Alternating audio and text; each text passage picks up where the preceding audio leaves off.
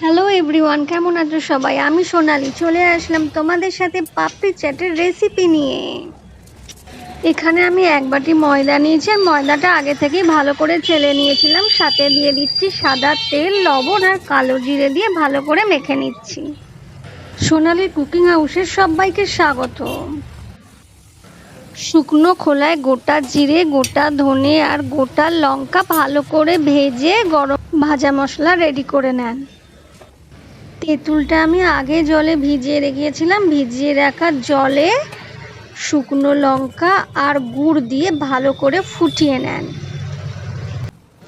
এখানে আমি 4টে লেচি করে নিয়েছি। একটা লেচি রুটির মতো গোল করে বেলে একটা ঢাকনার সাহায্যে ছোট ছোট করে পাপড়িগুলো আমি কেটে রেডি করে নিচ্ছি।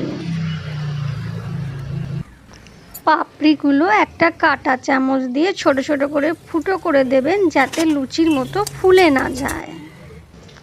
লাল লাল করে পাপড়িগুলো আমি ভেজে নিয়েছি। সেদ্ধ করা মটর, কাঁচা লঙ্কা কুচি, লবণ, ভাজা মশলা দিয়ে আর সিদ্ধ করা আলু দিয়ে আমি এটা রেডি করে নিচ্ছি। আপনাদের কার কার এই পাপড়ি চাট খেতে ভালো লাগে? আমার তো দারুণ লাগে খেতে। আর এইভাবে একবার বাড়িতে বানিয়ে খেলে বারবার আপনাকে বাইরে থেকে কিনতে হবে না, খুব সহজেই আপনি বাড়িতে বানিয়ে ফেলতে পারবেন।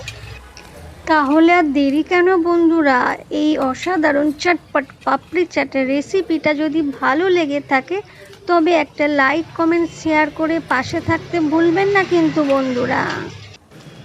আপনারাও খুব তাড়াতাড়ি তাহলে বাড়িতে বানিয়ে ফেলুন। আর হ্যাঁ, বানিয়ে কেমন লাগলো অবশ্যই কমেন্টে জানাতে ভুলবেন না কিন্তু। আমার নতুন নতুন রেসিপিগুলো যদি আপনাদের ভালো লেগে থাকে অবশ্যই আমার চ্যানেলটি সাবস্ক্রাইব করে পাশে থাকতে ভুলবেন না বন্ধুরা। আপনারা চাইলে এখানে একটু শসা কুচি, পেঁয়াজ কুচি, টমেটো কুচি, ধনেপাতা কুচিও অ্যাড করতে পারেন। এগুলো আমার কাছে ছিল না, তাই আমার দেওয়া হয়নি।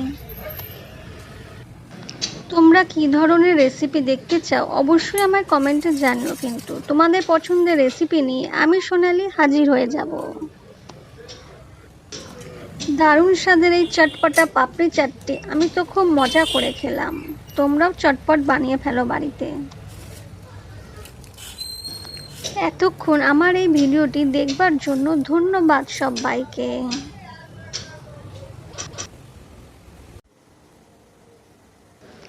দেখা হচ্ছে আবার আপনাদের সাথে নতুন কোনো ভিডিওতে। ততক্ষণের জন্য সবাই ভালো থাকবেন, সুস্থ থাকবেন। টাটা।